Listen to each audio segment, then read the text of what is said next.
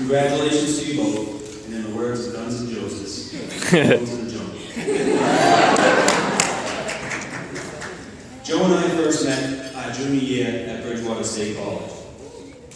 That evening turned out to be so eventful that the date, October 16, 2003, lives on in infamy even now, more than 10 years later.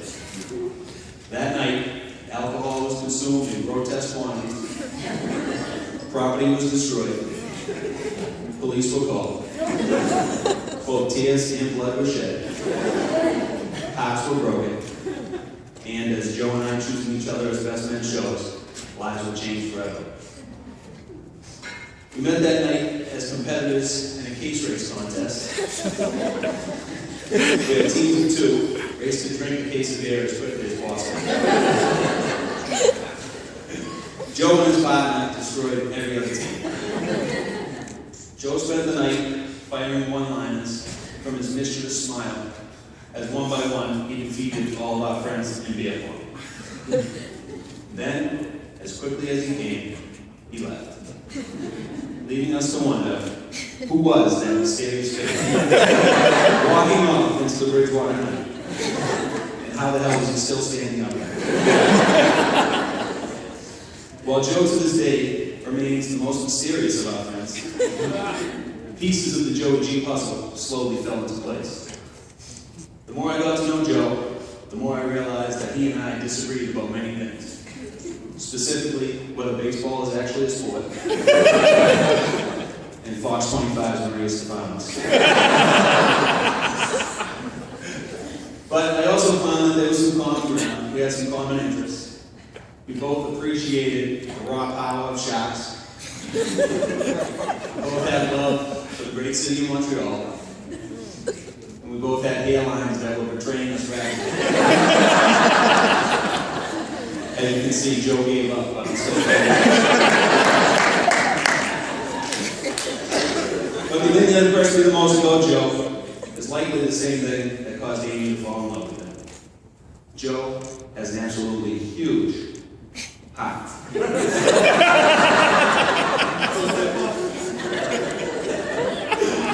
love that Joe has for his family and friends is truly special. He's always there for his loved ones. And he doesn't do it out of selfish motivations or so that people think he's a nice guy.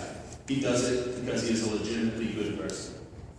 Some may find that hard to believe, given the stubborn persona that he presents, but I assure you it's true. When meeting Joe for the first time, many people see his sarcasm and frequently inappropriate sense of humor as Joe being, for lack of a better word, an asshole.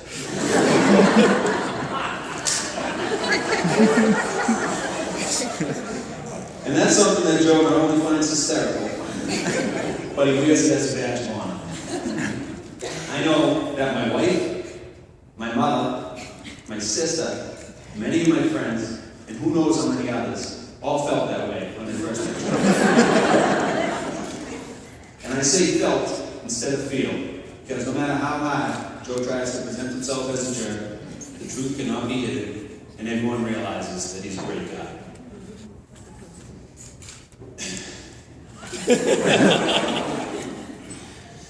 He volunteers at soup kitchens. He never misses a friend's move. He organizes toy drives for needy children. And he jumps at the chance to help others. Because beneath the sarcasm, beneath the inappropriate comments, Joe is truly a great guy. In addition to being a great person, Joe's also a very smart guy. He got solid grades throughout school. As I mentioned, he graduated from the prestigious Bridgewater State College. And he passed the multiple exams needed for his career in the financial industry. All very impressive stuff. Nice work, Joe. When it comes to responsibility, there's certainly some room for improvement, but the potential is there. Take, for instance, one night out with the boys. Notice? So after a long night out in town, we head back to Cummings' apartment. The place he was staying at the time had a steep set of stairs leading from the main level down to the entrance. Located tauntingly close to the top of those stairs was Cummings' snowboard. Now, I'm not going to put Bobby on the spot and mention him by name. But one of our friends saw this as an opportunity for some late-night X Games action. Confidently, he strapped himself to the snowboard and took his position at the top of the stairs. There he stood, arms outstretched, knees slightly bent, staring down that challenge that lay before him. It was at that moment Joe walked into the room and quickly snapped into action, firmly stating, "Bobby, that is a terrible idea."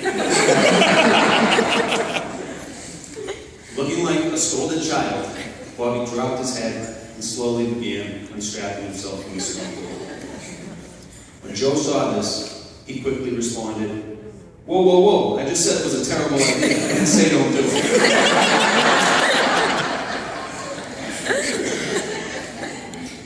But all jokes aside, I know the truth about Joe. I know he's a great guy who's going to make a phenomenal husband and an exceptional father. When my own daughter, Taylor, was born a little over 5 months ago, it was the happiest moment of my life. I can still vividly recall holding her, sitting in that hospital room, just smiling broadly, looking down at her, and thinking of all the cool stuff her and I were going to do for the rest of her life. Unfortunately, it was then that I also realized I would one day have to give her hand away in marriage. She was minutes old and already had began dreading that day. I commend you, Mr. Dubois, for your strength today. Your daughter Amy is amazing. She's beautiful, she's smart, she's caring, and as her time with Joe shows, clearly she has the patience of a saint. The fact that she is so wonderful likely made today even more difficult for you, but I can assure you that she's in good hands. One of the first major decisions my wife and I faced when it came to our daughter was who to name as her godfather. Joe made that an easy decision for us. Knowing Joe as I do, I know that my baby girl is in good hands. And from one father to another, I know that the same can be said for your baby girl, Amy. Joe and Amy, you guys have a special relationship, and one that's certainly deserving of today's beautiful celebration. On behalf of everyone here, we're honored to share this day with you and your families. And while we know you don't need it, we wish you luck anyways. If everyone please raise their glasses, I'd like to close with an Irish blessing. May the road rise to meet you. May the wind be always at your back. May the rain fall soft upon your fields. May the sun shine warm upon your face. And until we meet again, may God hold you in the palm of his hands. Thank you.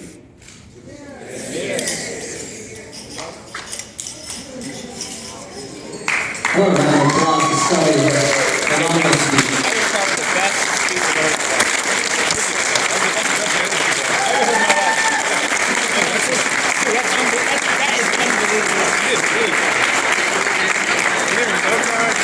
Feel free to sing out loud to any songs I play during dinner, and at this time, our first course will be served. How do you remember all that?